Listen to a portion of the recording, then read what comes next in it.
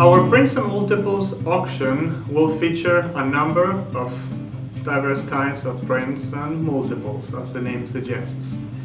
But now, there is one question, right, that a lot of people ask when it comes to prints and multiples. So, prints and multiples is its own category within the art market, right? So you will have painting, sculpture, installation, all of those.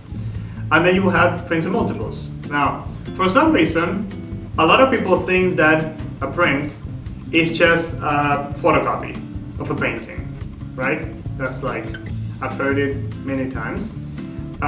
Truth is, it's not.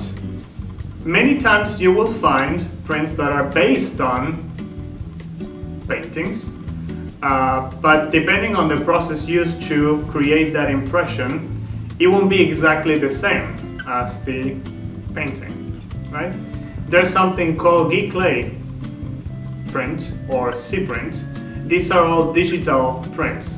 So essentially, they are produced by taking an actual photograph of the painting or whatever you want to reproduce, and then you just print that on the paper. And then, in that case, you could say that it's a sort of photocopy of a painting. But giclées are not what's considered the good types of prints. If you go into the auction market, you will see that giclées don't really represent much percentage of the total number of prints being traded in the market. The good types, on the other hand, are types such as lithograph, screen print, woodcut, different kinds of etchings. So there's different kinds of techniques. And what's interesting and important to realize about these processes is that they're all mechanical. They all have to be done or performed by a master printer. That's the technical name. So this is people educated into the printing process, because it's not something straightforward. There's no software to run it. Someone actually has to place the plates in place, and someone you many times have to carve into the plate. So the plate is essentially a sheet of some material, usually metal. It can be wood too. And you make an incision with some kind of utensil. This can also vary depending on the print you're trying to get. So many times this is done with metal tools. Other times you can do it with some kind of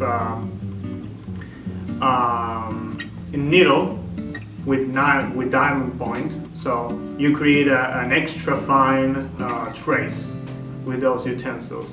And depending on which one you use, you get different kinds of definition for the image, right? I mean, you can get a lot more detail using narrower and finer utensils.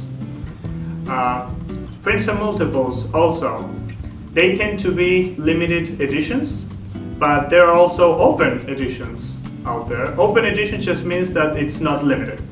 So there's an X unknown number of prints made for that edition. Limited, on the other hand, is collectible, like all of the lots that you will find in our auction. Another thing people often say to try and distinguish artwork is the word original, right? But original only means that it was done by the artist who's attributed with the artwork that we're talking about. Original doesn't describe a painting, because a print can also be an original if it was done by the artist who claims ownership over that print, right? So original is not a good word to describe artwork. You can say unique, and that would get you closer to what you're actually trying to describe.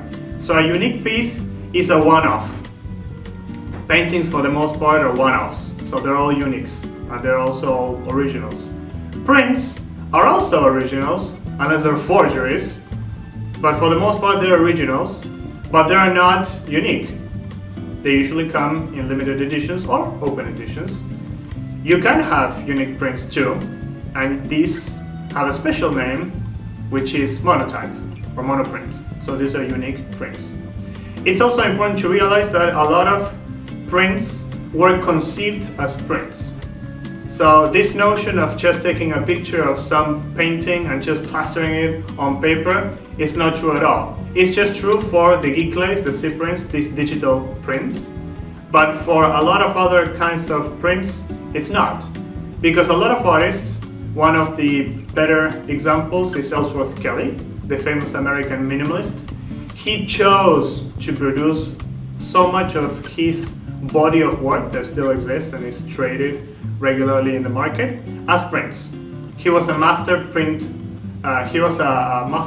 himself, and he chose paper and prints as his means to produce a lot of his work, because the medium paper, for the most part, lends itself to different kinds of effects also. You know, just like canvas has its own thing, and then depending on the pigment you use, acrylic or different kinds of inks or oil, you create different effects with this.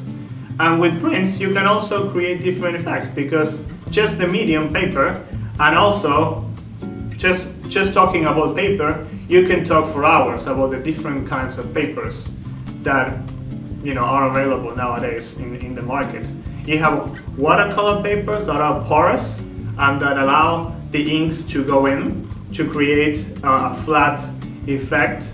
And then you have other papers that are less porous, and the result of this is essentially that the inks, they sit on top of the paper, and then visually this looks a lot brighter and a lot stronger than, you know, the same ink being applied on a porous paper, like is, you know, the case of the watercolors kinds of papers. So it's important to realize that distinction. Well, I hope this was instructive for you, and I hope that after this little talk you will have a much better idea of what to expect from the collection we're presenting.